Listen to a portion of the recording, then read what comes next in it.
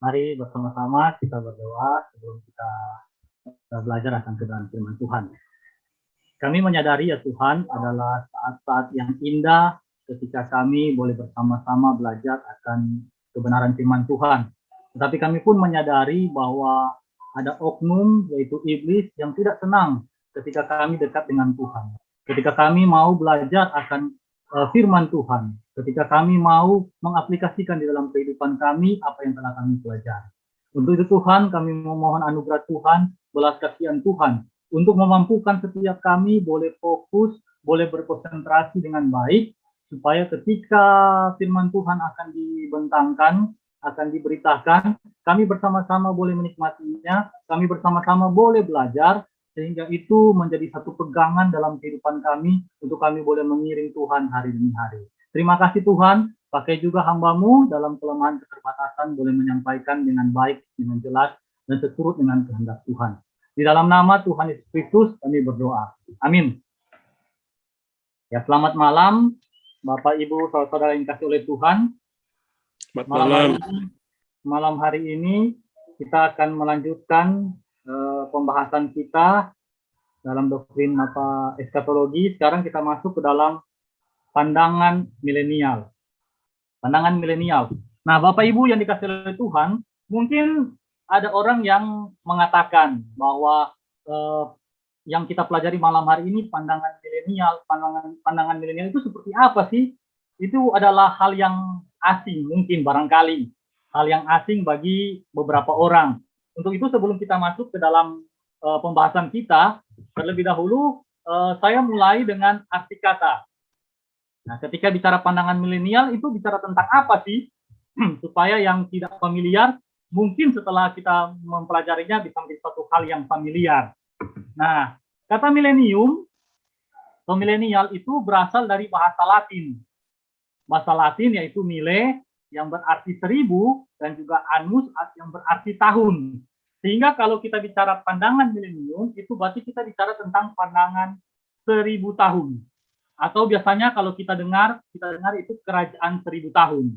Nah, mungkin kalau kita sudah mendengar kerajaan 1000 tahun, nah mungkin itu sudah bukan lagi sesuatu yang asing karena sudah pernah kita dengar. Nah, jadi kita bicara tentang pandangan-pandangan dari paham tentang kerajaan 1000 tahun. Nah, ketika bicara tentang kerajaan 1000 tahun, apa sih yang menjadi dasar Alkitab? Atau kerajaan 1000 tahun ini dicatat di Alkitab di bagian mana sih? Nah, saudara yang kasih Tuhan, ternyata kalau kita mencari dalam Alkitab, ternyata kerajaan 1000 tahun itu hanya dicatat di dalam Wahyu pasal yang ke-20, ayat pertama sampai dengan yang ke-15. Nah, dan perikop ini yang akan saya bacakan untuk kita sekalian. Wahyu 20 ayat 1 sampai 15. Lalu aku melihat seorang malaikat turun dari surga memegang anak kunci jurang maut dan suatu rantai besar di tangannya. Ia menangkap naga, si ular tua itu, yaitu iblis dan setan, dan ia mengikatnya 1000 tahun lamanya. Lalu melemparkannya ke dalam jurang maut dan menutup jurang maut itu dan memeteraikannya di atasnya, supaya ia jangan lagi menyesatkan bangsa-bangsa sebelum berakhir masa 1000 tahun itu. Kemudian daripada itu ia akan dilepaskan untuk sedikit waktu lamanya. Lalu aku melihat takhta-takhta dan orang-orang yang duduk di atasnya. Kepada mereka diserahkan kuasa untuk menghakimi. Aku juga melihat jiwa-jiwa mereka yang telah dipenggal kepalanya karena kesaksian tentang Yesus dan karena firman Allah yang tidak menyembah binatang itu dan patungnya dan yang tidak juga menerima tandanya pada dahi dan tangan mereka. Dan mereka hidup kembali dan memerintah sebagai raja bersama-sama dengan Kristus untuk masa 1000 tahun. Tetapi orang-orang mati yang lain tidak bangkit sebelum berakhir masa yang 1000 tahun itu. Inilah kebangkitan pertama. Berbahagialah dan kuduslah ia yang mendapat bagian dalam kebangkitan pertama itu. Kematian yang kedua tidak berkuasa lagi atas mereka, tetapi mereka akan menjadi imam-imam Allah dan Kristus, dan mereka akan memerintah sebagai raja bersama-sama dengan dia 1000 tahun lamanya. Dan setelah masa 1000 tahun itu berakhir, iblis akan dilepaskan dari penjaranya Dan ia akan pergi menyesatkan bangsa-bangsa pada keempat penjuru bumi, yaitu Gog dan Magog, dan mengumpulkan mereka untuk berperang, dan jumlah mereka sama dengan banyaknya pasir di laut.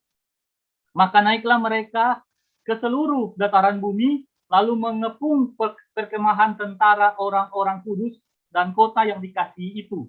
Tetapi dari langit turunlah api menghanguskan mereka, dan iblis yang menyesatkan mereka dilemparkan ke dalam lautan api dan belerang, yaitu tempat binatang dan nabi palsu itu, dan mereka disiksa siang malam sampai selama-lamanya. Lalu aku melihat suatu takhta putih yang besar dan Dia yang duduk di atasnya. Dari hadapannya lenyaplah bumi dan langit, dan tidak ditemukan lagi tempatnya. Dan aku melihat orang-orang mati, besar dan kecil, berdiri di depan takhta itu. Lalu dibuka semua kitab, dan dibuka juga sebuah kitab lain, yaitu kitab kehidupan. Dan orang-orang mati dihakimi menurut perbuatan mereka, berdasarkan apa yang ada tertulis di dalam kitab-kitab itu. Maka laut menyerahkan orang-orang mati yang ada dalamnya, dan maut dan kerajaan maut menyerahkan orang-orang mati yang ada dalamnya, dan mereka dihakimi masing-masing menurut perbuatannya. Lalu maut dan kerajaan maut itu dilemparkanlah ke dalam lautan api. Itulah kematian yang kedua, lautan api. Dan setiap orang yang tidak ditemukan namanya tertulis dalam kitab kehidupan itu, ia dilemparkan ke dalam lautan api itu. Nah, jadi Bapak Ibu yang dikasihi Tuhan, dari satu perikop ini yang ada tertulis tentang kerajaan 1000 tahun, kemudian oleh para ahli kitab, kemudian oleh para teolog, itu kemudian menafsirkan bagian ini. Dan hasil penafsiran daripada para teolog, daripada para ahli-ahli kitab perjanjian baru, menjadi satu kesimpulan, yaitu ada 4 pandangan. Akhirnya mereka menyimpulkan dan terjadilah atau dapatlah 4 pandangan. Nah, 4 macam pandangan ini yang akan kita renungkan bersama-sama pada malam hari ini. Yaitu sama-sama kita mulai dari pandangan yang pertama, yaitu apa yang disebut dengan premilenialism atau pandangan premilenial. Nah, Bapak Ibu yang dikasihi oleh Tuhan, dari pandangan ini saya mencoba untuk mengambil beberapa prinsip-prinsip dari orang yang memegang pandangan premilenialism. Nah, beberapa prinsipnya yaitu antara lain adalah kedatangan Kristus yang kedua itu terjadi sebelum masa kerajaan 1000 tahun. Ya, seperti orang yang menganut pandangan ini ya, dikatakan bahwa mereka adalah premilenial. Jadi berarti kalau pre kan sebelumnya, milenial itu kerajaan 1000 tahun atau 1000 tahun. Nah, berarti orang yang menganut pandangan ini itu pandangannya, prinsip mereka adalah kedatangan Kristus yang kedua itu terjadi sebelum masa kerajaan 1000 tahun. Jadi Kristus dulu datang yang kedua kali, baru kemudian terjadilah masa milenial atau masa kerajaan 1000 tahun. Tapi nanti lebih jelasnya lagi itu akan saya sampaikan sudah pada bagian selanjutnya. Nah, ini saya hanya baru menyampaikan tentang prinsip-prinsipnya saja. Kemudian yang kedua adalah orang yang menganut paham premil ini adalah mereka menganut pemahaman ini, mereka mengatakan bahwa kerajaan 1000 tahun itu terjadi secara hurufiah, yaitu bahwa kerajaan 1000 tahun ini betul-betul terjadi di dalam dunia dan terjadi itu dalam selang waktu 1000 tahun. Kemudian orang yang menganut pandangan premil ini itu mereka mengatakan bahwa kebangkitan orang mati itu terjadi 2 kali. 2 kali. Nanti apa? Nanti saya akan jelaskan di dalam slide selanjutnya. Kemudian orang yang menganut paham premil juga mengatakan bahwa kedatangan Kristus itu diawali dengan tanda-tanda. Jadi sebelum Kristus datang kedua kali, maka akan diawali dulu dengan tanda-tanda. Jadi tanda-tanda itu semua terjadi, baru kemudian Kristus datang yang kedua kali. Nah, inilah yang menjadi beberapa prinsip yang saya coba ringkaskan dari orang-orang yang menganut paham premil. Nah, dari prinsip-prinsip ini, Bapak Ibu yang dikasih oleh Tuhan, kemudian kita masuk ke dalam urutannya.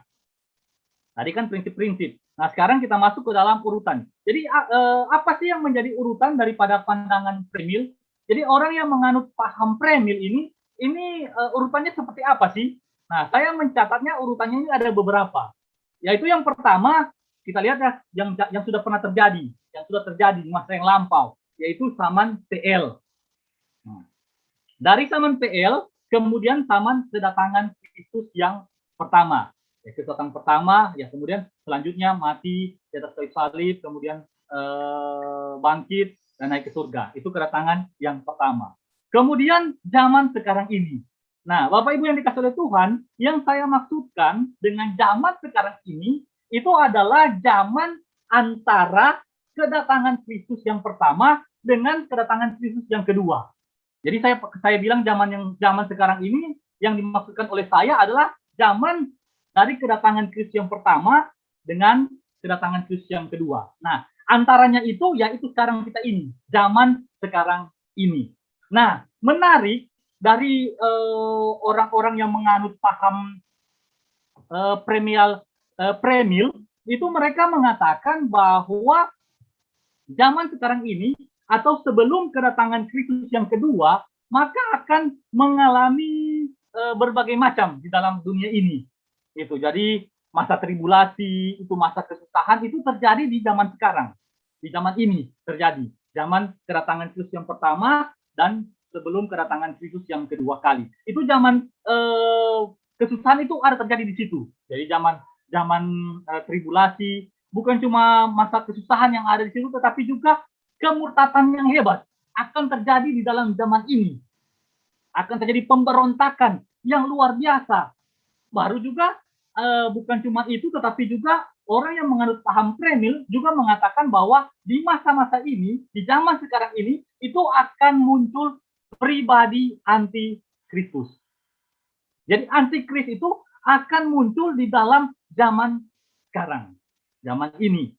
Dan bukan cuma pribadi antikristus yang muncul zaman ini, pemberontakan yang luar biasa ada di zaman ini, masa tribulasi, masa kesusahan, bukan cuma itu. Tetapi zaman sekarang ini juga adalah zaman di mana penginjilan secara besar-besaran, penginjilan kepada bangsa-bangsa dilakukan semuanya di dalam masa ini. Nah, dan setelah semuanya itu terjadi, setelah semuanya itu tergenapi, maka barulah Kristus datang yang kedua kali. Kristus akan datang kedua kali ketika zaman sekarang ini sudah terpenuhi akan tanda-tanda yang saya sebutkan tadi.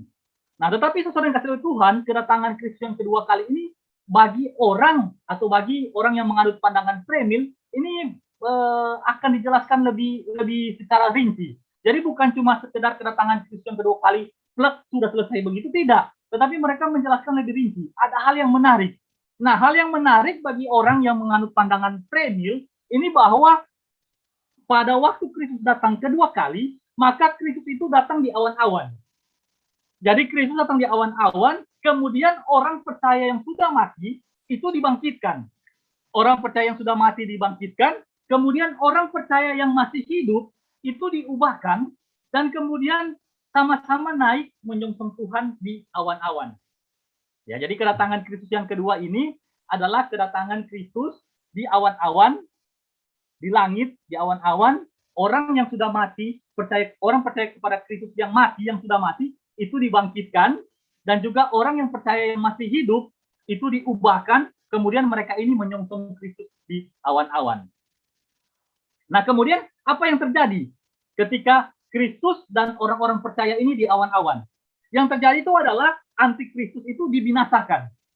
Antikristus dibinasakan, baru juga menurut paham orang premil itu mengatakan bahwa pertobatan besar orang Yahudi itu terjadi. Jadi pada masa Kristus datang kedua kali di awan-awan itu antikristus itu dibinasakan. Dan bukan cuma antikristus dibinasakan, tetapi akan terjadi pertobatan besar orang Yahudi, orang-orang Israel, menjadi pertobatan besar. Nah, kemudian setelah itu, setelah Kristus datang yang kedua kali yang dalam tahap pertama itu di awan-awan, kemudian Kristus bersama-sama dengan orang percaya itu turun ke dalam dunia, dan kemudian terjadilah masa kerajaan 1000 tahun. Jadi dari awan-awan turun ke dalam dunia, ke dalam bumi, dan kemudian akan memerintah selama 1000 tahun. Akan memerintah selama 1000 tahun bersama-sama dengan orang percaya. Nah, inilah yang menjadi pandangan daripada orang premil.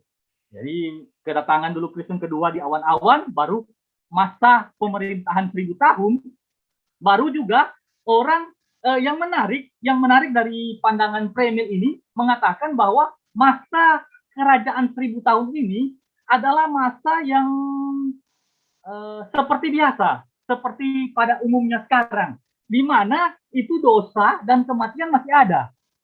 Jadi pemerintahan Kristus selama 1000 tahun ini bersama dengan orang percaya, di dalamnya itu, di masa-masa itu, dikatakan oleh pandangan premil bahwa dosa itu dan kematian itu masih ada. Bahkan kejahatan itu masih ada. Masih ada di dalam masa kerajaan 1000 tahun ini. Nah, itu yang menarik daripada pandangan premil ini. Nah, kemudian juga pandangan daripada premil ini mengatakan bahwa di akhir milenium, jadi di masa-masa akhir 1000 tahun, di masa-masa akhir 1000 tahun itu, iblis itu akan dilepaskan. Kemudian setelah iblis dilepaskan, iblis itu akan menyesatkan bangsa-bangsa, akan menyesatkan orang-orang lah. Gitu. Jadi hanya sedikit waktunya yang akan dibebaskan oleh iblis, yang akan iblis itu bebas. Jadi masa kerajaan 1000 tahun yang sudah mau akhir, itu iblis dilepaskan. Iblis itu dibebaskan, kemudian iblis itu akan menyesatkan banyak orang. Nah, ketika iblis itu sudah menyesatkan banyak orang dan waktunya itu hanya sedikit waktunya sesuai dengan penafsiran di dalam Wahyu 20 tadi yang kita baca. Kemudian pada akhirnya di akhir milenium itu Tuhan itu mengalahkan iblis.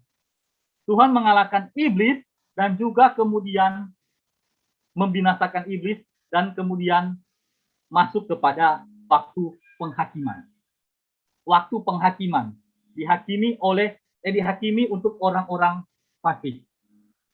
Nah, jadi demikianlah untuk urutan pandangan dari orang yang menganut paham premil. Ya, sekali lagi kalau saya jelaskan, zaman TL, kedatangan Kristus yang pertama, baru zaman sekarang ini, yaitu zaman di mana kedatangan Kristus yang pertama dan juga menanti kedatangan Kristus yang kedua.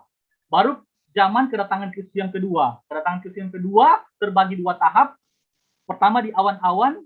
Jadi di awan-awan itu orang percaya yang masih hidup itu diubahkan, dan juga orang percaya yang sudah mati itu dibangkitkan dan menyongsong Tuhan di awan-awan.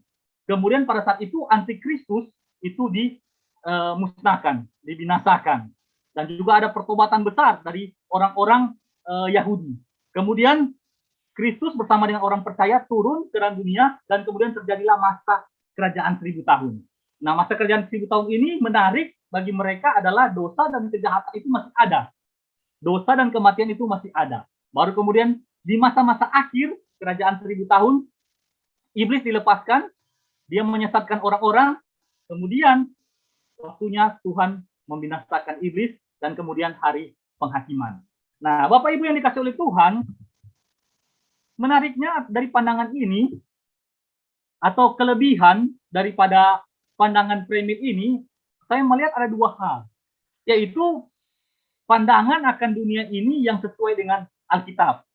Jadi ketika orang-orang premil memahami bahwa zaman sekarang ini adalah zaman di mana ada masa tribulasi, masa kesusahan, baru juga ada penginjilan besar-besaran, baru juga ada antikristus yang datang, baru juga ada pemberontakan yang hebat. Ini memang sesuai dengan Alkitab.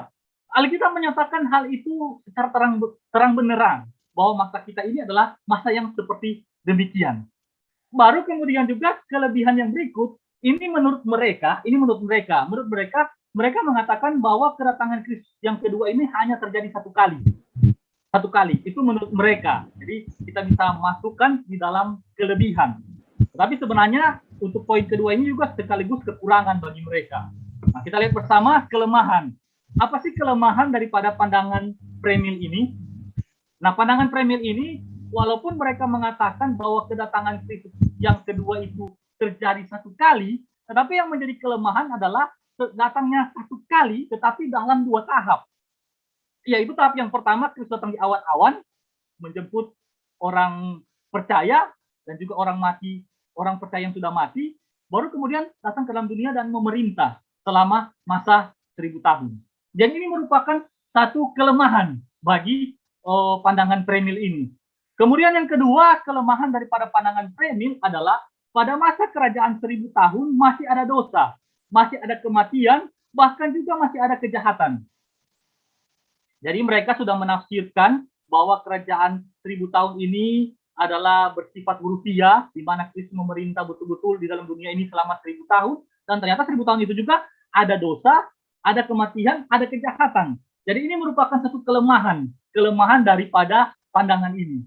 Karena sebenarnya kedatangan Kristus yang kedua kali tidak ada lagi dosa, tidak lagi kematian, tidak lagi kejahatan. Jadi itu merupakan satu kelemahan.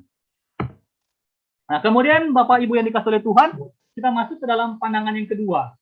Nah, kalau tadi pandangan premil, sekarang pandangan postmil. Postmillennialism.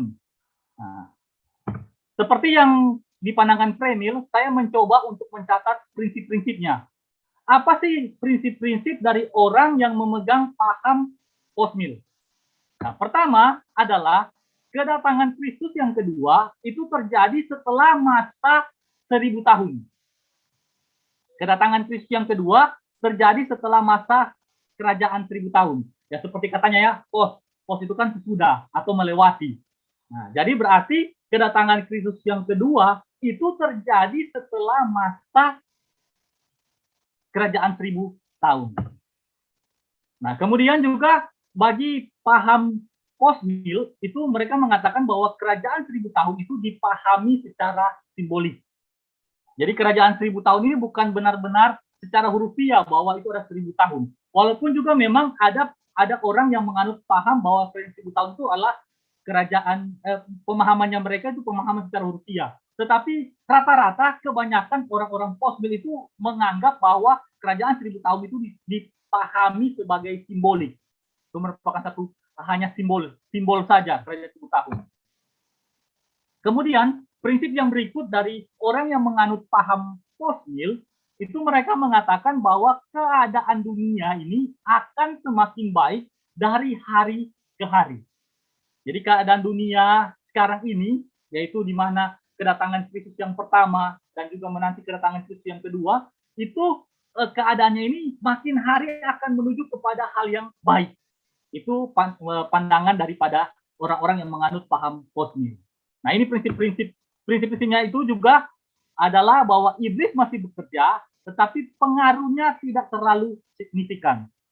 Nah, jadi orang yang menganut paham postmil, mereka mengatakan begini, iblis masih bekerja, tetapi pengaruhnya tidak terlalu signifikan. Nah, mengapa mereka mengatakan hal demikian? Karena mereka mengaitkan dengan masa tribulasi, yaitu masa kesusahan.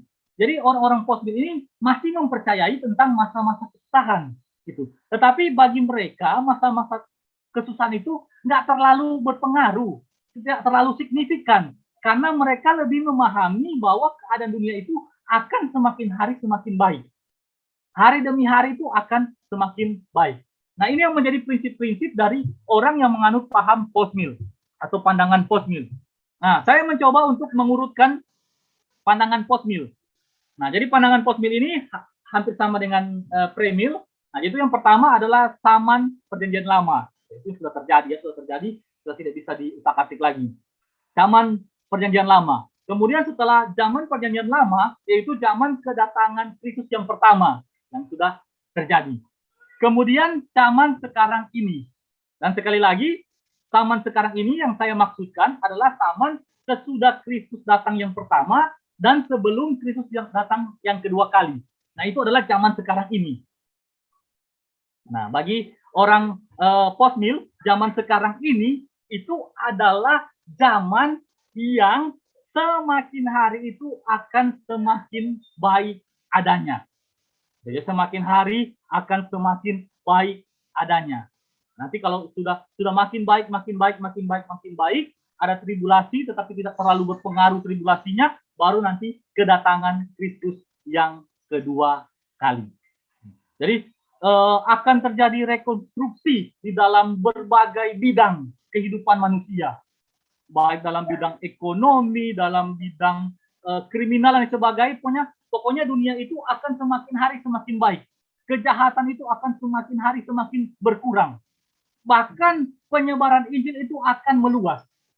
Bahkan ada yang mengatakan bahwa dunia ini akan dikristenkan oleh pandangan post-mill ini, bahwa dunia ini akan dikristenkan.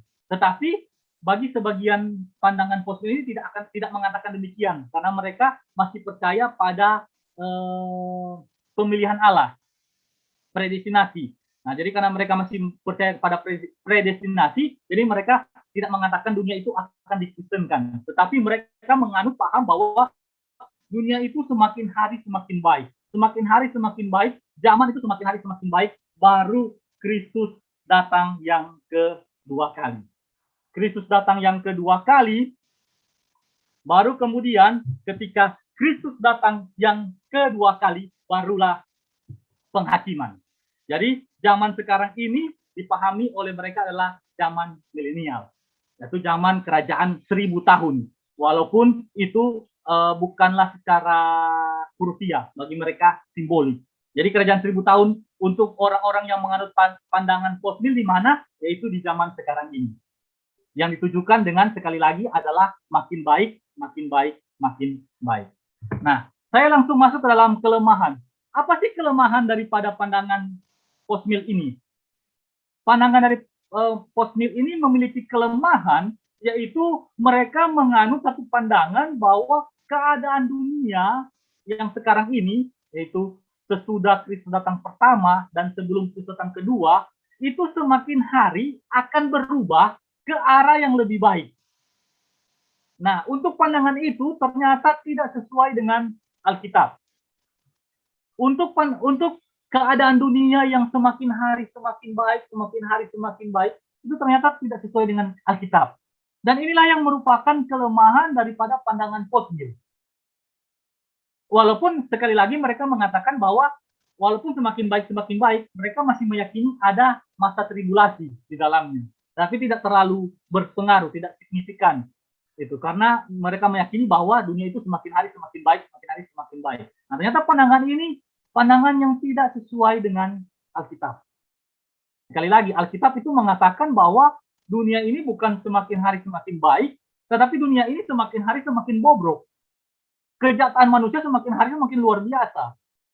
Kalau mungkin ada yang baik dari dunia ini, ya mungkin kita bisa mengatakan bahwa yang baik dari dunia ini mungkin hanya teknologi. Hanya teknologi, itu perkembangan zaman di dalam hal teknologi itu yang mungkin semakin hari semakin baik. Tetapi dalam hal moral, dalam hal kejahatan dan sebagainya itu bukan semakin baik, malah semakin jahat. Jadi ini yang merupakan kelemahan daripada pandangan post-mill, tidak sesuai dengan Alkitab. Nah, kemudian yang berikut, Bapak Ibu yang dikasihi oleh Tuhan, pandangan dispensasionalisme. Nah, seperti biasa saya mengambil prinsip-prinsip dari orang-orang yang menganut paham dispensasionalisme. Nah, apa sih yang menjadi prinsip-prinsip dari orang-orang yang menganut paham dispensasionalisme? Nah, yang pertama, paham dispensasionalisme ini hampir sama dengan paham pre. Jadi ini sebenarnya hanya perkembangan dari paham premill. Yaitu mereka mengatakan bahwa kedatangan Kristus yang kedua terjadi sebelum masa kerajaan 1000 tahun. Jadi kan pre sebelum. Jadi Kristus akan datang sebelum masa 1000 tahun. Baru kemudian pandangan dispensasionalisme ini menganggap bahwa kerajaan 1000 tahun itu dipahami secara hurufiah. Secara hurufiah ini maksudnya betul-betul terjadi, betul-betul selama 1000 tahun itu Kristus memerintah. Nah, baru kemudian menurut paham dispensasionalisme ini bahwa selama masa pengangkatan akan terjadi penyiksaan yang hebat di bumi. Nah, ini maksudnya apa? Ini maksudnya akan saya jelaskan lebih lanjut. Nah, jadi menurut mereka bahwa pada masa rapture, pada masa pengangkatan itu di bumi itu akan terjadi masa tribulasi yang sangat hebat. Penyiksaan terjadi di bumi itu penyiksaan yang sangat luar biasa hebat terjadi di bumi. Nah, sekarang urutan daripada pandangan dispensasionalisme. Nah, pandangan urutannya adalah yang pertama seperti biasa zaman perjanjian lama. Itu sudah terjadi zaman perjanjian lama, kemudian zaman kedatangan Kristus yang pertama.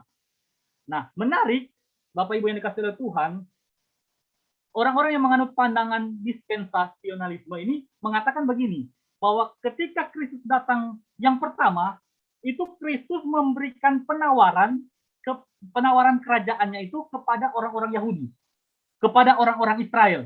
Jadi kata itu maksudnya, kedatangan Kristus yang pertama, dia menawarkan kerajaan kepada orang-orang Yahudi untuk memerintah bersama-sama. Tetapi ternyata orang-orang Yahudi itu menolak. Nah, ketika orang-orang Yahudi itu menolak, kemudian Kristus menawarkan kepada orang-orang non-Yahudi. Itu dalam kedatangan Kristus yang pertama, yang dianut oleh pandangan dispensasionalisme. Kemudian itu berlangsung juga zaman sekarang, sekalian juga dengan zaman yang sekarang. Nah, kemudian setelah zaman yang sekarang, nah kemudian selanjutnya dari zaman yang sekarang, kemudian Kristus akan datang kedua kali. Nah, ketika Kristus datang yang kedua kali, pandangan ini hampir sama dengan pandangan premil, yaitu Kristus datang yang kedua kali adalah Kristus datang di dalam awan-awan. Dan Kristus datang di awan-awan, orang-orang percaya kemudian diangkat, rapture, mengalami pengangkatan. Orang-orang percaya itu akan diangkat bersama-sama dengan Kristus. Nah, kemudian di bumi itu terjadi masa tribulasi. Itu masa tribulasinya itu masa penyiksaan atau masa kesusahan selama 7 tahun. Nah, ini masa kesusahan yang luar biasa. Bahkan menurut orang yang menganut pandangan dispensasionalisme mengatakan bukan cuma masa kesusahan yang besar, tetapi juga di dalam itu ada masa penghakiman. Juga ada masa munculnya anti-Kristus, dan juga dalam masa itu akan terjadi pertobatan dari sisa-sisa Israel. Itu menurut mereka. Nah, kemudian setelah masa 7 tahun itu, masa tribulasi, masa kesusahan yang luar biasa, kemudian Kristus itu akan turun bersama-sama dengan orang percaya atau bersama-sama dengan gereja, dan kemudian terjadilah masa kerajaan 1000 tahun. Itu masa pemerintahan 1000 tahun. Jadi bersama-sama dengan gereja, dan juga kemudian orang-orang Israel, orang-orang percaya itu akan dikumpulkan dan bersama-sama memerintah bersama dengan Kristus selama masa 1000 tahun ini. Selama masa 1000 tahun. Nah, menariknya, Bapak Ibu yang dikasihi oleh Tuhan,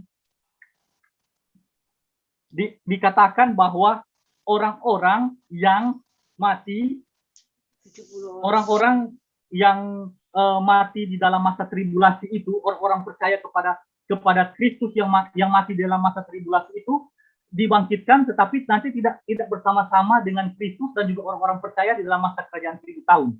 Tapi katanya langsung ke surga, langsung di surga. Itu yang menganut paham dispensasionalisme.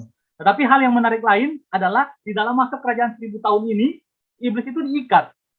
Menurut mereka itu iblis itu diikat, dan kemudian pada akhir masa 1000 tahun itu, iblis itu akan dilepaskan. Jadi iblis itu akan dilepaskan, kemudian setelah iblis itu akan dilepaskan, sama iblis itu akan menyesatkan bangsa-bangsa yang lain, baru nanti setelah itu akan terjadi penghakiman terhadap semua iblis dan juga semua orang fasik. Nah, yang menarik hal yang lain juga di dalam masa 1000 tahun ini dipahami bahwa seperti dengan pandangan premil itu dipahami bahwa masa kerajaan 1000 tahun ini adalah masa yang seperti biasa, seperti sekarang, di mana itu ada dosa, ada kematian, orang bisa mengawin, bahkan juga orang bisa memiliki anak dan lain sebagainya. Jadi dipahami oleh orang-orang yang menganut pandangan dispensasionalisme bahwa keadaan 1000 tahun itu, masa 1000 tahun itu adalah masa yang demikian. Dan karena masanya seperti demikian, ada konsekuensinya. Yaitu konsekuensinya pertama kan masa 1000 tahun itu adalah masa yang damai, masa yang tenang, karena orang-orang percaya semua memerintah dengan Kristus. Tetapi karena ada pernikahan, ada kawin mengawin, ada dosa, masih ada kejahatan, kemudian dikatakan bahwa mereka akan melahirkan anak-anak dan kemungkinan anak-anak ini akan terbagi dua golongan. Akan jadi orang yang percaya atau akan jadi pemberontak. Orang yang akan memberontak. Sehingga di masa akhir daripada kerajaan 1000 tahun ini juga akan terjadi penghakiman. Yaitu dihakimilah semua orang fasik yang dibangkitkan dan juga semua orang fasik yang ada pada saat itu dihakimi. Nah, itulah yang merupakan pandangan daripada dispensasionalisme.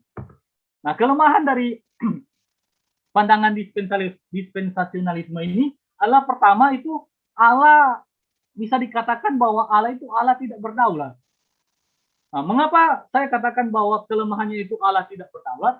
Karena menurut pandangan dispen ini mengatakan bahwa Kristus datang yang pertama, Kristus itu menawarkan kerajaannya itu kepada orang Yahudi. Tapi orang Yahudi itu tidak menerima. Karena orang Yahudi tidak menerima, kemudian Allah memberikan kepada orang-orang non-Yahudi. Jadi seakan-akan itu Allah tidak berdaulat. Seakan-akan Allah tidak berkuasa. Itu yang kelemahan pertama dari pandangan dispen. Kemudian yang kedua adalah orang Kristen tidak mengalami penganiayaan. Ini yang merupakan kelemahan yang kedua. Yaitu apa? Nah, orang Kristen yang tidak mengalami penganiayaan itu karena kan ketika Kristus datang yang kedua kali di dalam awan-awan, itu kan semua orang percaya itu mengalami pengangkatan, diangkat. Nah, jadi setelah diangkat, baru nanti masa 7 tahun itu masa penyiksaan yang luar biasa.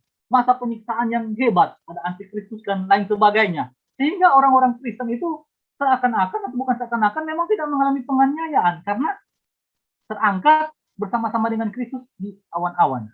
Dan ini merupakan satu kelemahan, karena firman Tuhan dengan jelas mengatakan bahwa siapapun manusia, siapapun itu, mau orang Kristen, mau orang percaya, mau orang tidak percaya pun mengalami penganiayaan sebelum kedatangan Kristus yang kedua kali. Kita semua mengalami penganiayaan, tetapi yang membedakan adalah orang-orang Kristen yang mengalami penganiayaan itu diberikan kekuatan oleh Tuhan, diberikan penghiburan oleh Tuhan. Baru juga kelemahan yang selanjutnya adalah kedatangan Kristus yang kedua terjadi 2 tahap. Yaitu yang pertama datang di awan-awan, kemudian kedua Kristus datang dalam dunia dan memerintah bersama-sama dengan orang-orang percaya dalam masa 1000 tahun. Ini yang merupakan kelemahan daripada pandangan dispensasionalisme. Nah, kemudian yang terakhir ini adalah pandangan amilenialisme. Nah, prinsip-prinsip dari orang-orang yang menganut paham amil ini adalah kedatangan Kristus yang kedua itu terjadi dalam tanda kutip sesudah masa kerajaan 1000 tahun. Nah, mengapa saya pakai kata tanda kutip, kata sesudah ini terjadi sesudah masa kerajaan 1000 tahun? Karena sebenarnya kalau kita melihat dari orang yang menganut pandangan amil, kita bersama ya, kalau amil itu kan berarti kan tidak, seperti agama, tidak, agama kacau, jadi berarti tidak kacau. Nah, amil ini kan tidak, baru milenial ini kan 1000 tahun. Jadi seakan-akan mau mengatakan bahwa orang yang menganut pandangan amil ini adalah orang-orang yang tidak percaya akan masa 1000 tahun. Ya, seakan-akan begitu. Nah, padahal sebenarnya bukan orang-orang yang menganut paham amil, bukanlah orang-orang yang tidak percaya akan masa kerajaan 1000 tahun. Bukan demikian. Tetapi orang-orang yang menganut pandangan amil adalah orang-orang yang meyakini bahwa kerajaan 1000 tahun itu bukanlah terjadi secara hurufiah, tetapi kerajaan 1000 tahun itu dipahami secara simbolis. Nah, dan kalau simbolik itu berarti kerajaan 1000 tahun itu sudah terjadi, yaitu Kristus yang sudah memerintah bersama-sama dengan orang-orang yang sudah mati, orang-orang percaya yang sudah mati, memerintah di surga. Itu kerajaan 1000 tahun. Dan demikian juga kerajaan 1000 tahun itu juga terjadi dalam dunia ini.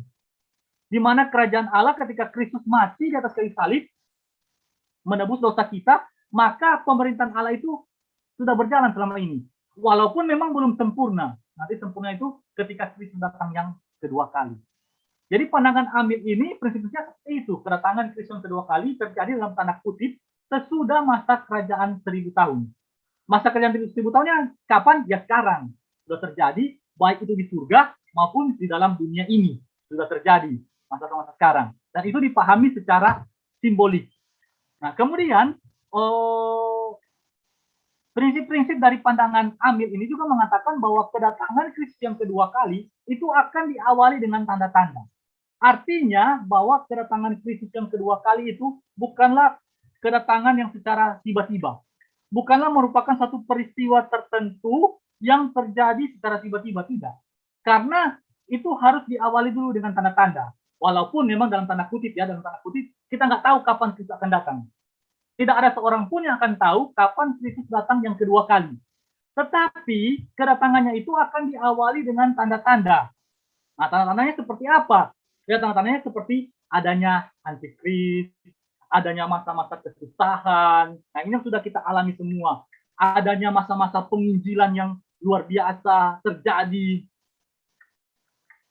Penginjilan yang akan disebarluaskan. Nah, itu akan diawali oleh tanda-tanda demikian.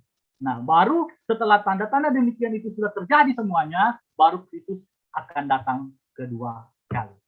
Nah, kalau urutan-urutan daripada pandangan Amil ini yaitu pertama zaman Perjanjian Lama seperti yang sudah terjadi, baru kedatangan Kristus yang pertama di mana dia mati terkait salib, kemudian bangkit naik ke surga, yaitu kedatangan yang pertama.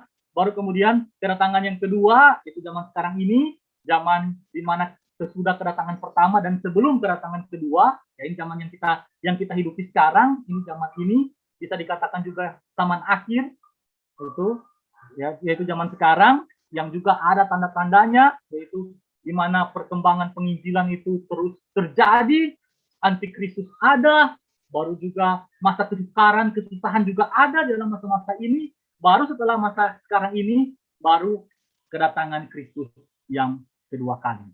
Dan kemudian setelah kedatangan Kristus yang kedua kali, dan juga penghakiman. Itu sama-sama kedatangan Kristus yang kedua dan penghakiman. Nah, Bapak Ibu yang dikasihi oleh Tuhan, kalau kita melihat dari keempat pandangan ini, pandangan walaupun kita nggak tahu karena kita bicara tentang eskatologi, tentang akhir zaman itu, tetapi kita bisa melihat dari keempat pandangan ini yang kebenarannya itu bisa dikatakan sesuai dengan Alkitab, itu adalah pandangan yang ini, pandangan yang terakhir ini, yaitu pandangan amilenialisme.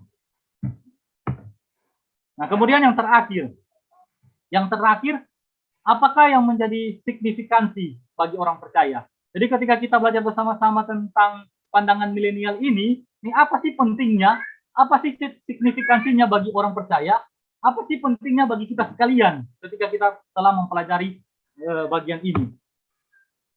Nah, ketika kita telah mempelajari bagian ini, Bapak Ibu dikasihi Tuhan, dari empat pandangan ini, itu kita mendapati bahwa ada kata Kristus datang yang pertama, ada katanya Kristus datang kedua kali, walaupun ada perbedaan-perbedaan yang lain, tetapi keempat pandangan ini selalu menyatakan hal yang sama, bahwa Kristus datang kedua kali, walaupun juga ada beberapa pandangan yang mengatakan Kristus datang kedua kali itu terjadi dalam dua tahap. Itu yang pertama di awan-awan, kemudian yang kedua datang betul-betul memerintah bersama-sama dengan orang-orang percaya dalam masa kerajaan 1000 tahun. Tetapi apapun itu, satu yang pasti bahwa kedatangan Kristus yang kedua kali itu pasti terjadi. Itu yang pasti. Walaupun ada perbedaan-perbedaan di dalam pandangan-pandangan milenial itu, tetapi hal yang pasti adalah kedatangan Kristus yang kedua kali itu pasti akan terjadi. Kita nggak tahu kapan, tetapi pasti akan terjadi.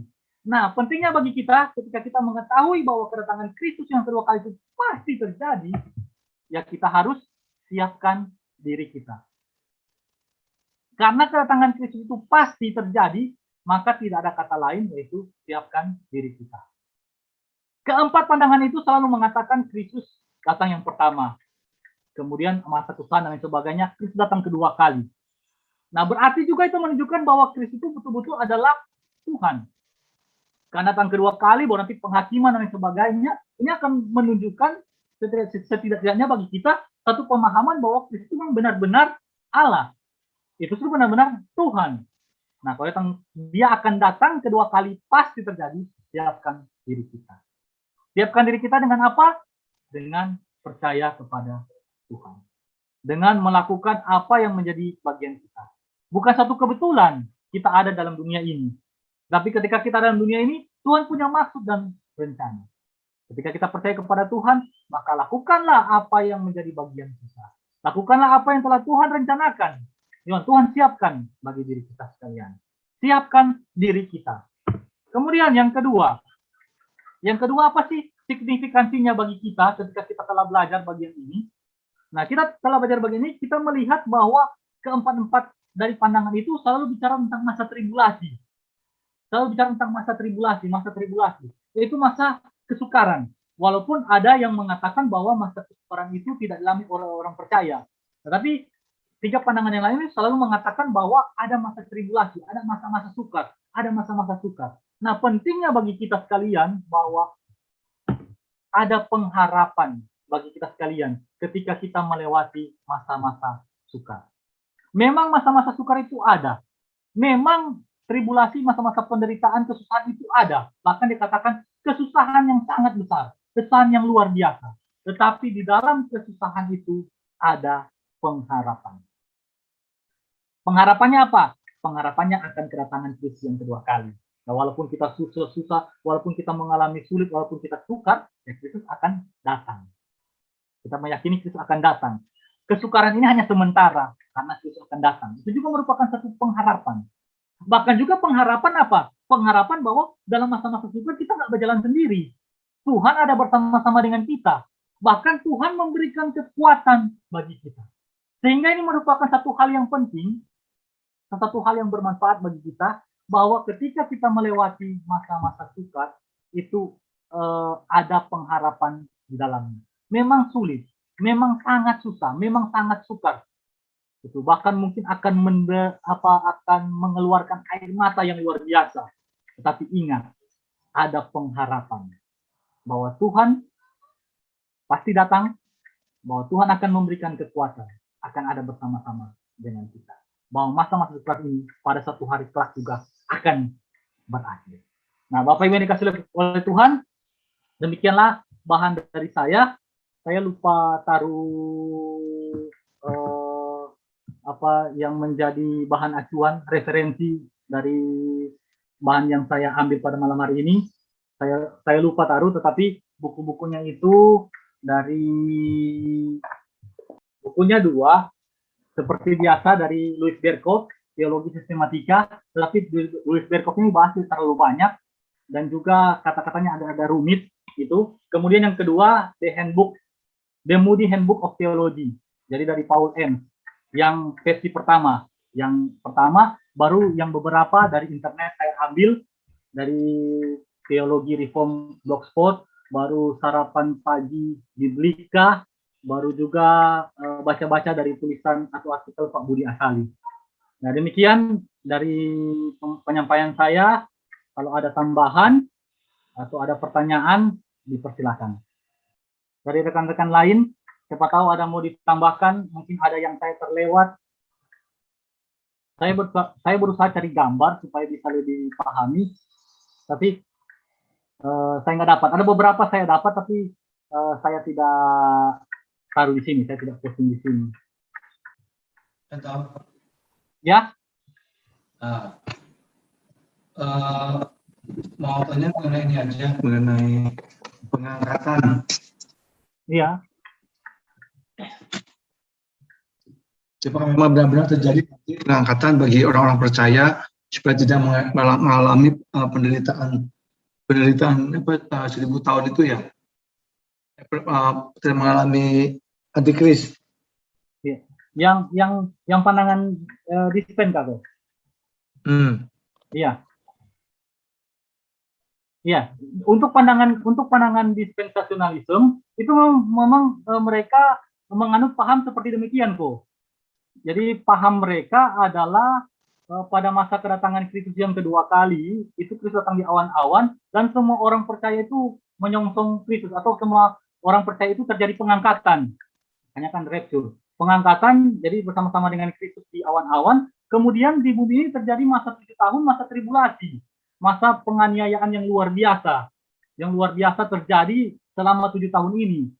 Maka dari itu dikatakan kelemahannya itu orang percaya katanya tidak mengalami masa kesusahan karena diangkat bersama-sama dengan Kristus di awan-awan. Seperti itu kok. Dan juga ada antikristus di dalamnya katanya, masa 7 tahun. Tertulis di kitab Wahyu begitu kan? Iya. Nah, memang maka dari itu kan saya bilang dari satu perikop yaitu Wahyu 20 ini kemudian ditafsirkan oleh para teolog dan oleh para ahli kitab sehingga terbentuk atau sehingga terjadi atau sehingga ada empat pandangan. Sehingga ada 4 pandangan dan keempat pandangannya seperti ini. Nah, kalau dari Kohandi mengatakan bahwa tapi kan di dalam Wahyu 20 kan memang betul-betul dikatakan begitu, terjadi begitu. Nah, kembali lagi kita harus memahami kitab Wahyu ini. Kitab Wahyu ini sebenarnya dipahami seperti apa sih? Metode penafsirannya seperti apa sih? Kalau memang kita mau pahami secara hurufiah, ya berarti kalau kita pahami secara hurufiah, berarti kejadian itu seperti yang dipahami oleh orang-orang dispen. Orang-orang dispen itu memahami seperti demikian. Tapi kan buktinya kan kita sudah belajar bersama-sama atau ada referensi yang lain bahwa kitab Wahyu ini tidak bisa dipahami secara hurufiah karena ada banyak simbol-simbol di dalamnya. Gitu. Dan juga kalau dipahami secara hurufiah, kita harus membandingkan dengan kitab-kitab yang lain. Jangan sampai jadi berkontradiksi. Ternyata di dalam kitab Wahyu itu dikatakan pengangkatan, terus berarti orang-orang percaya tidak mengalami penindasan, tidak mengalami masa tribulasi, tetapi di kitab-kitab yang lain, bahkan oleh Paulus dan lain sebagainya mengatakan bahwa orang Kristen itu mengalami penindasan dan lain sebagainya, itulah masa-masa tribulasi, itulah masa-masa kesusahan. Nah, kalau begitu kan artinya kalau jadi berkontradiksi, itu berarti kan ada yang benar, ada yang salah. Dan kalau bilang ada yang benar, ada yang salah, di dalam satu kitab yang kita namakan Alkitab, maka kita akan mempertanyakan, Alkitab ini pasti benar atau enggak ya? Karena sudah ada yang salah, sudah ada yang berkontradiksi. Gitu. Jadi kita mesti pahami dulu seperti bagaimana. Walaupun memang betul-betul dikatakan di dalam Wahyu 20 seperti demikian. Jadi pengangkatan itu pengangkatan itu untuk menggambarkan apa? Kalau memang itu bukan real misalnya, berarti menggambarkan sesuatu. Oh, kalau yang kita pahami ya di dalam pandangan Amil kok. Amil. Jadi kedatangan Kristus yang kedua kali kan sudah, kita semua kan akan dibangkitkan. Dan kalau orang yang percaya masih hidup, umpama setelah detik ini saya bilang Kristus datang, berarti kan kita yang percaya masih hidup toh. Kita kan akan jadi pengangkatan langsung mengalami penghakiman lah. Atau ada dari rekan-rekan yang lain yang ingin menyampaikan, yang ingin menjelaskan seperti itu kok yang saya pahami. Contoh. Oh ya kok. Oh, ya, mau nanya contoh.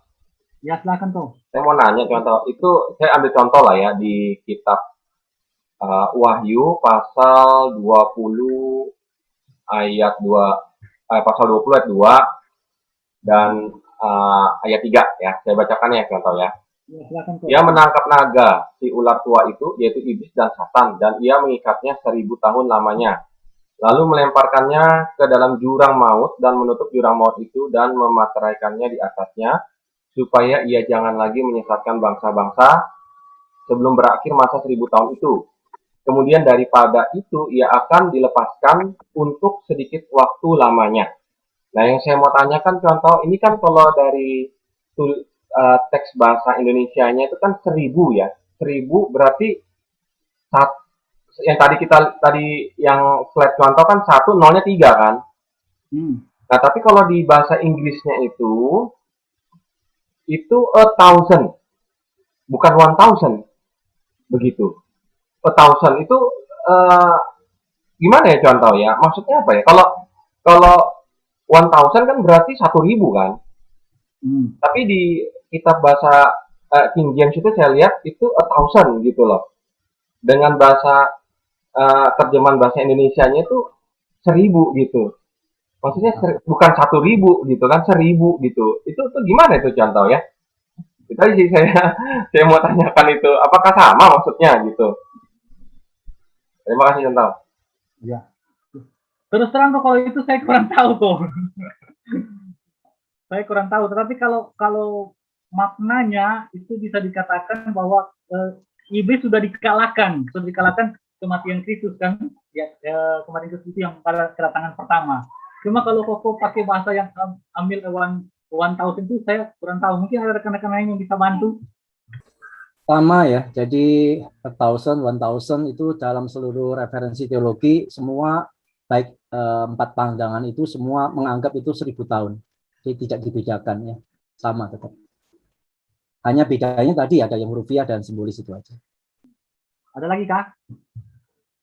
Contoh mau tanya, Ya.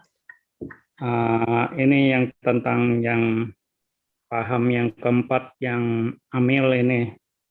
Itu satu, Tuhan Yesus datang yang kedua kali, orang yang mati dengan orang yang hidup diangkat bersamaan. Apa beda? Ada senjang waktu. Kalau ada senjang waktunya berapa lama? Itu aja. Terima kasih kok. Kedatangan Kristus yang kedua kali itu kan terjadi. Saya menangkap dulu pertanyaannya. Jadi apakah waktu Kristus datang kedua kali itu orang yang mati dengan orang yang hidup pengangkatannya itu terjadi bersamaan atau adakah selang waktu? Kalau ada selang waktu, selang waktunya itu berapa lama? Begitu ya kok? Iya. Ya, terima kasih. Ya, kalau yang saya pahami ya, kita nggak tahu ya waktunya bagaimana. Tetapi kalau saya bisa menafsirkan secara pemahaman saya itu terjadi satu kali, sekalian. Gitu. Jadi sekaliannya yang mati diangkat, yang hidup dalam Kristus juga diangkat ya, orang-orang percaya. Jadi ya, bersamaan itu ya contoh ya. Ya jadi itu maksudnya diangkat dalam arti maksudnya sudah mau mengalami penghakiman ya semuanya. Dalam 1 Tesalonika 4 itu yang dibangkitkan dulu itu yang mati ya. 1 Tesalonika 4 ayat 13 sampai 17 itu yang dibangkitkan lebih dulu, karena itu dikatakan mereka yang kita yang hidup tidak mendahului mereka yang mati. Jadi yang pertama kebangkitan orang mati dulu, dengan dibangkitkan, diubahkan tubuh kemuliaan, baru kita yang hidup itu diubahkan dan juga diangkat juga sebenarnya. Oh ya, oke. Ya terima kasih Musa. Ada senjang waktu Musa? Ya kalaupun ada senggang waktu tidak sampai tahunan ya, paling cuma beberapa waktu aja. Nah, itu sebenarnya maksud saya. Ya. Ya maksudnya maksud sama-sama dalam arti ya walaupun ada dia siapa duluan tetap itu akan bersamaan maksudnya. Berdekatan, bersusulan gitu ya. Yang mau penghakiman tuh habis itu. Saya bacakan ayatnya ya di 1 Tesalonika 4 ayat 13. Atau mungkin langsung aja ayat yang ke 4:16.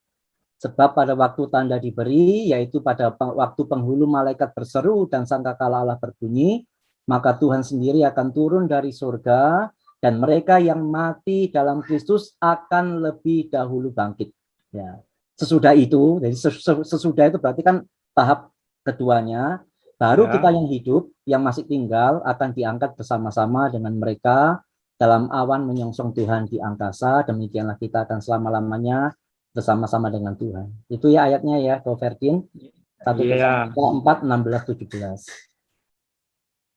Oke, makasih Musa. Saya bertanya ya. Ya silakan kok. Pandangan amilenialisme itu kan tadi prinsip-prinsipnya kedatangan Kristus yang kedua terjadi sesudah masa kerajaan 1.000 tahun. Jadi terjadi setelah Kristus datang itu ada pemerintahan lagi 1000 tahun gitu ya, Tuan? Oh, yang amil kok? Ya, amil. Oh, yang amil enggak, kedatangan Kristus yang kedua. Jadi pandangan amil itu kan mengatakan bahwa kerajaan 1000 tahun itu sudah sekarang terjadi. Baik di surga, Kristus sudah memerintah bersama-sama dengan orang percaya, dan juga pemerintahnya dalam dunia ini. Jadi sudah terjadi sekarang ini. Oh, terus 1000 kalau tahun. kan tadi ada prinsipnya, urutan pandangannya itu kan kedatangan Kristus yang kedua kali. Pertama itu kan zaman sekarang. Kedatangan Kristus yang pertama kan zaman sekarang ini. Kedatangan Kristus yang kedua kali, habis itu kan kedatangan Kristus yang kedua kali. Urutannya kok, jadi kedatangan Kristus yang pertama, baru itu zaman sekarang. Nah, untuk orang-orang amil, zaman sekarang ini ya zaman kerajaan 1000 tahun, di mana Allah memerintah, baik itu di surga maupun di bumi.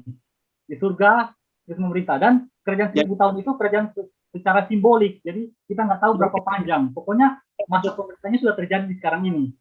Oh, kita masuk ya 1000 tahun, kita masuk sudah masuk 1000 tahun ini, Cuan? Iya. Belum dong, Cuan. Masa sudah? Ini kan tadi prinsipnya kedatangan Kristus yang kedua terjadi sesudah masa kerajaan 1000 tahun. Ya tadi, Cuan, ini prinsipnya itu, Cuan. Oh, coba lihat ya. Amil, Cuan, amil. Kedatangan Kristus yang kedua terjadi sesudah masa kerajaan 1000 tahun. Betul. Oh, terjadi sesudah. Jadi berarti Kristus datang kedua kali, masa kerajaan 1000 tahun sudah lewat. Sesudah toh. Oh. Kedatangan Kristus yang kedua kali terjadi sesudah. Sesudah kan berarti sudah lewat. Sesudah masa kerajaan 1000 tahun. Artinya kerajaan 1000 tahun duluan, baru Kristus datang. Baru datang gitu ya. Datang kedua, iya. Tetapi jadi 1000 tahun ini seumpama kita mati, kalau kita mati kan kita dibangkitkan waktu zaman 1000 tahun ini. Apa? Ya, itu kan berarti kan sudah kedatangan kedua yang sudah dijawab sama Musa tadi. Itu ya. Nah, makanya itu kerajaan 1000 tahun ini bukan dipahami secara hurufiah, tapi dipahami secara simbolik. Kapannya waktu kita nggak tahu. Intinya itu 1000 tahun berarti waktu yang panjang. Angka kesempurnaan tuh 10 kali 10 kali 10. 10 kali 10 kali 10 kan angka kesempurnaan. Jadi menunjukkan suatu waktu, suatu masa yang panjang. Iya, Cuan. Cuan, makasih, Cuan. Oke, kok. Sama. Saya baca di chat ya. 1 Korintus 15 ayat 42. Tubuh Adam sebelum jatuh dalam dosa adalah inferior part, yaitu tubuh yang dapat binasa, hina, lemah. Jadi tubuh Adam sebelum jatuh dalam dosa itu dapat binasa, hina, dan lemah. Nah, mungkin saya perlu bantuanmu saya ini. Karena setahu saya tubuh Adam sebelum jatuh dalam dosa ya, tubuh Adam sebelum jatuh dalam dosa adalah tubuh yang tidak binasa, karena kan dia akan hidup kekal sebelum jatuh dalam dosa. Dia hidup selama-lamanya. Nah, tapi ini pertanyaan tubuh yang dapat binasa, hina, lemah. Sedangkan tubuh kebangkitan kita adalah tubuh yang superior part, yaitu tidak dapat binasa, mulia, kuat. Implikasinya, dalam rencana Tuhan, sesuatu yang tidak baik menjadi baik. Ya, bandingkan Kejadian 50 ayat 20. Kematian adalah upah dosa, dan bagi mereka yang di luar Kristus, ini menjadi hal yang menakutkan. Mereka menanggung dosa mereka, tapi bagi mereka yang dalam Kristus, kita tidak menanggung dosa kita. Dosa kita ditanggung oleh Kristus. Bagi Paulus, kematian mereka yang di dalam Kristus adalah pintu gerbang mendapatkan tubuh kemuliaan. Biji harus mati atau ditanamkan sebelum tumbuh dan hidup. 1 Korintus 15 ayat 36. Jadi bagi mereka yang di luar Tuhan, hal yang paling menakutkan adalah bukan kematian, tetapi kedatangan Kristus yang kedua kali. Ibrani 10 ayat 31. Silakan Musa dijawab. Contoh sudah jawab betul ya. Jadi mungkin salah tulis itu adalah keadaan tubuh setelah jatuh dalam dosa, baru lemah, hina, dan tadi itu ya sebelum jatuh dalam dosa itu tubuhnya ada mulia kok. Meskipun tidak semulia tubuh kebangkitan Kristus. Tapi sebelum jatuh dalam dosa, tubuh Adam itu tubuh yang mulia, yang tidak seperti yang dituliskan di situ. Dosalah yang membuat akhirnya mengakibatkan kematian, ya. Dan itu merupakan satu yang terjadi pada diri Adam. Jadi dosa itulah yang membuat kemudian Adam nantinya bisa mati dan seluruh keturunan bisa mati. Kalau tidak jatuh dalam dosa, Adam tidak mati. Karena itu perintahnya jelas kan di dalam kitab Kejadian. Kalau kamu makan buah pohon itu, pengetahuan yang baik yang jahat itu, pada hari itu kamu mati. Artinya kalau tidak makan, nggak mati. Jadi tidak ada kematian kalau tidak jatuh dalam dosa sebenarnya. Jadi menurut saya, tubuh Adam sebelum jatuh dalam dosa adalah tubuh yang baik, ya, yang mulia. Baru setelah jatuh dalam dosa menjadi tubuh yang lemah dan bisa mati, bisa binasa. Tapi nanti kalau bertobat, percaya pada Kristus, kitanya nanti akan mengenakan tubuh yang menurut saya lebih baik daripada tubuh Adam sebelum jatuh dalam dosa. Oke, terima kasih Musa. Ada lagi kah? Kalau enggak, kita sudah mau tutup. Centa, boleh tanya lagi, Kak? Ya, silakan tuh. Satu aja. Orang di luar sana sering mengatakan kiamat. Apakah kedatangan Tuhan Yesus yang kedua kali itu sama dengan hari kiamat? Atau beda? Yang saya tahu, yang saya pahami, kedatangan Kristus yang kedua yaitu berakhirnya. Bagaimana? Yang saya pahami, kedatangan Kristus yang kedua kali yaitu berakhirnya segala sesuatu. Tapi nanti setelah itu ada permulaan, ya, ada permulaan, yaitu langit dan bumi yang baru, gitu. Surga. Jadi definisinya kiamat sama. Yang sering orang-orang luar itu mengatakan itu. Kalau kita kan orang Kristen sering mengatakan kan kedatangan Tuhan Yesus yang kedua kali. Tapi yang di luar sana mereka sering berkata hari kiamat itu. Apa beda? Berakhir, kalau saya sih pahami berakhirnya dunia sekarang ini yaitu kedatangan kedua kali. Nah, apakah yang mereka pahami kiamat itu adalah kiamat yang maksudnya sudah nggak ada apa-apa setelah itu, habis, nihilisme. Nah, kalau yang mereka pahami seperti demikian, ya berbeda dengan kita, karena kita kan setelah kesering kedua kali masih ada kehidupan selama-lamanya di surga, sama juga kematian kekal. Nah, yang mereka pahami kiamat dulu apa? Apakah yang mereka pahami, orang bilang kiamat itu berarti sudah habis. Jadi maksudnya ketika kiamat itu sudah habis, sudah nggak ada lagi semua. Jadi kayak kita sudah nihil lah, sudah selesai, sudah selesai. Ya? Musnah gitu ya. Ya, musnah ya. Mau mereka pahami musnah begitu. Kalau kiamat musnah, saya rasa beda dengan kita, ya. Kalau kita berakhirnya dunia ini, tetapi nantinya ada kehidupan selanjutnya. Kedatangan kedua Terus di kitab Wahyu itu ada mengatakan itu Yerusalem baru yang turun dari surga itu huruf ya atau bagaimana? Itu ada banyak pandangan itu. Saya mesti pelajari lagi. Yang saya baca kalau nggak salah ada yang bilang bumi yang sekarang ini direkonstruksi lagi. Baru ada juga mengatakan itu bumi langit dan bumi yang baru. Jadi saya mesti pelajari dulu. Saya kurang tahu, mungkin Musa bisa jawab. Langit dan bumi baru itu yang bagaimana? Jadi di kitab Wahyu itu pun itu simbol, ya. Jadi pada akhirnya hanya ada dua tempat kekal nantinya, surga dan neraka. Bahwa ada langit dan bumi yang baru, betul iya, tapi itu tidak bisa dipisahkan dari atau dibedakan dari surga itu sendiri. Memang ada beberapa penafsiran yang mengatakan memang nanti akan ada penciptaan langit dan bumi yang baru. Bukan rekonstruksi sebenarnya, penciptaan baru. Tapi penciptaan itu tidak terlepas dari surga.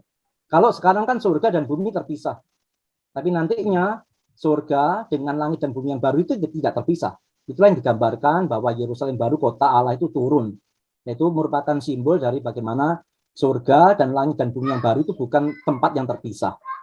Jadi apakah kita kekal di surga? Iya, karena surga dan langit dan bumi yang baru bukanlah tempat yang terpisah. Tapi kalau yang Yerusalem yang baru, kota Allah itu simbol, ya, simbol yang menyatakan bahwa di tempat itulah kita akan kekal bersama-sama dengan Tuhan. Kalau kiamat secara umum dalam pengertian akhir dari dunia ini sama ya.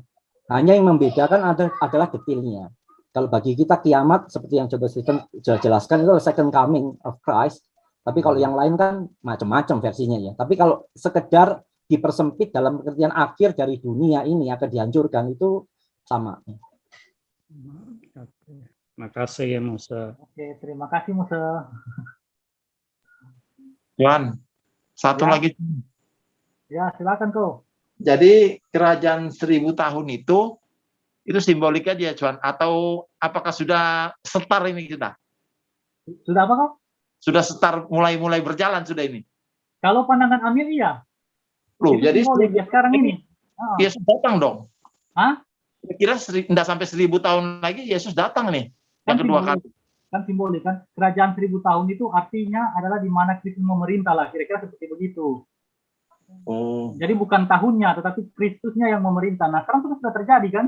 Sudah terjadi di surga, di bumi. Maka itu dipahami simbolik.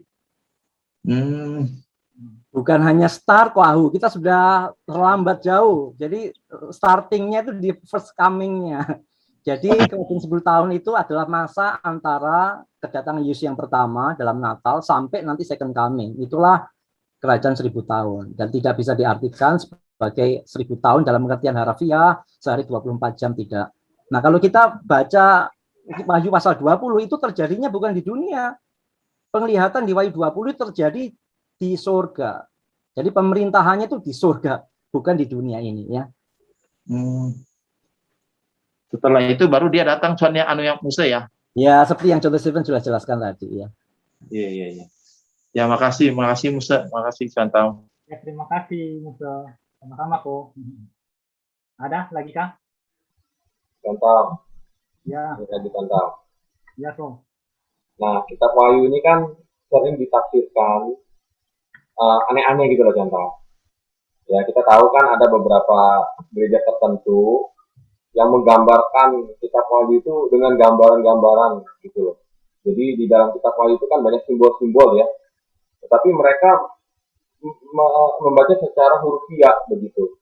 Nah, ini bagaimana pandangan contoh kita menyikapi hal tersebut begitu loh. Supaya kita jemaat-jemaat ini kan kadang akan mendengar hal seperti itu kan.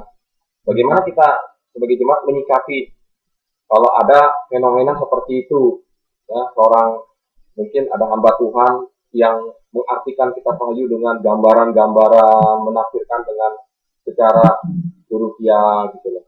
Itu contoh. Terima kasih. Ya, kalau jawaban saya yang paling kasar, ya jangan diraukan.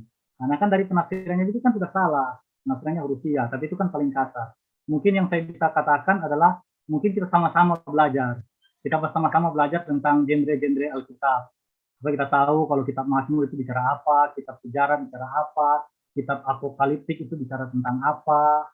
Gitu. Nah, dari situ mungkin kita akan dapat pemahaman. Bukan mungkin, dari situ kita akan dapat pemahaman yang membantu kita supaya bisa mengerti kalau orang kasih tahu ini, kita bisa langsung bilang, oh ini kayaknya penafsiran keliru. Kayaknya penafsiran hurufiah, kayaknya penafsiran yang ya itu yang hurufiah. Mungkin begitu kok, kalau dari saya. Ya, terima kasih contoh. Nah, sama-sama. Contoh nanya lagi contoh. Ya, silakan tuh. Tadi kan Jemaah Musa juga jelaskan inilah kita saat ini 1000 tahun tersebut saat ini, ya kan? Tapi di sini kalau di ayat 20 dikatakan ia menangkap naga si ular tua yaitu iblis dan setan dan ia mengikatnya 1000 tahun lamanya dan melemparkannya ke dalam jurang maut, menutup jurang maut itu dan memateraikannya di atasnya supaya ia jangan lagi menyesatkan bangsa-bangsa. Padahal kan iblis dan rekan-rekannya masih ada di bumi ini kan tidak termateraikan. Penyesatan masih terjadi. Apakah itu 1000 tahunnya jadi tidak cocok dengan istilah kerajaan 1000 tahun yang dimasukkan di Wahyu 20 ini kondisi saat ini loh. Masih cocok kok. Kalau saya bagi saya masih cocok. Karena ini kan masalah penafsiran. Jadi masalah penafsiran yang Koko baca itu untuk orang-orang amil itu ditafsirkan yang waktu Kristus mati di kayu salib. Kristus mati di kayu salib kan sudah mengalahkan kuasa maut. Jadi kan walaupun iblis masih bisa menyesatkan kan, tetapi kan tetap terbatas dia punya pengaruhnya, dia punya kekuatannya, dia punya apa semua pengaruh maksudnya masih ada pengaruh tapi nggak berpengaruh sekali. Apalagi untuk orang-orang percaya. Untuk orang-orang percaya kan ada dalam genggaman Tuhan. Nah, kalau mau ditafsirkan secara hurufiah, ya jadinya seperti itu. Jadinya seperti pandangan yang lain. Yang betul-betul Ya kan, tahu. kalau ya bayangannya kalau sudah dimateraikan, ya bayangannya kalau sudah dimateraikan tidak ada semua orang sudah percaya pada Tuhan semua, pada Kristus gitu kan. Bayangannya begitu. Tidak berarti begitu ya. Itu dimateraikan ya. Iya, tidak bisa diartikan, dimeteraikan itu berarti kuasa iblis yang jadi nol. Tidak. Nanti jadi nol, tidak lagi berkuasa nanti ketika dia dilemparkan ke neraka. Jadi dalam kitab Wahyu 20 itu ketika dikatakan iblis diikat dan dimeteraikan itu artinya adalah kuasanya dibatasi. Mulai kapan? Ya sejak Yesus datang pertama sampai Yesus datang kedua kali. Kalau kita bandingkan dengan penyesatan yang terjadi sebelum masa kedatangan Yesus yang pertama, itu luar biasa loh.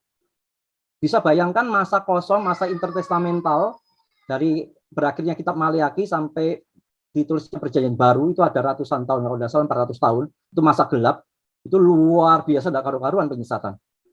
Tapi begitu Yesus datang pertama, iblis diikat, artinya kuasanya dibatasi. Dia masih punya kuasa, masih, tapi tidak lagi bisa bekerja seperti sebelumnya. Jadi itu artinya diikat, jadi bukan dibinasakan. Nanti waktu second coming baru iblisnya dilempar ke neraka. Jadi istilah diikat itu tidak dinolkan kuasanya, tapi dibatasi. Terima kasih Mas. Jadi contoh, harusnya kalau kita baca Wahyu ini, kalau lihat di ayat 2 tadi itu, kan Musa bilang diikatkan, berarti kuasanya dibatasi. Berarti kalau kita baca Wahyu, harusnya kita senang gitu ya contoh ya.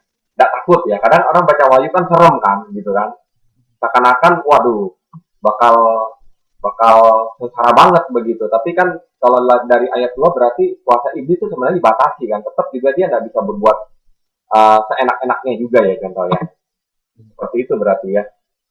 Memang kalau kita baca Wahyu dalam sudut pandang hurufiah, memang akan terjadi ketakutan demi ketakutan akan kita alami karena kita baca itu kok ini. Tapi kalau kita baca dari sudut pandang lain, sebenarnya itu merupakan suatu penghiburan bagi kita. Apalagi kita baca dalam wahyu-wahyu sebelumnya, yang kepada 7 jemaat itu, yang ada Tuhan puji dan sebagainya, memberikan pengharapan kepada kita orang percaya akan kedatangan Tuhan dan sebagainya. Jadi sebenarnya sih kalau dari sudut pandang yang lain atau dari penafsiran yang lain, itu merupakan satu penghiburan, satu kekuatan bagi kita ketika baca kitab Wahyu. Ya, mari kita berdoa. Kami mengucapkan syukur kepada Tuhan untuk malam hari ini. Kami bersama-sama boleh belajar tentang beberapa pandangan tentang kerajaan 1000 tahun. Tuhan, biarlah apa yang kami pelajari ini boleh menjadi satu penghiburan bagi kami, boleh menjadi satu kekuatan bagi kami, bahwa benar Engkau sungguh berkuasa, Engkau sungguh berdaulat atas kehidupan kami, bahkan di tengah-tengah dunia ini Engkau terus memerintah, Engkau terus menolong kami di dalam kami melewati masa-masa kesukaran, masa-masa kesusahan. Dan Tuhan, biar ini menjadi satu motivasi bagi kami untuk boleh terus mengikut Tuhan, boleh terus mengiring Tuhan sampai dengan akhirnya. Dan Tuhan, kami memohon juga supaya Tuhan memberikan kami kekuatan supaya kami boleh mengaplikasikan apa yang setiap kami pelajari pada malam hari ini sesuai dan seturut dengan kehendak Tuhan, menjadi anak-anak Tuhan yang berkenan di Tuhan. Terima kasih ya Bapa, di dalam nama Tuhan Yesus Kristus kami berdoa. Amin.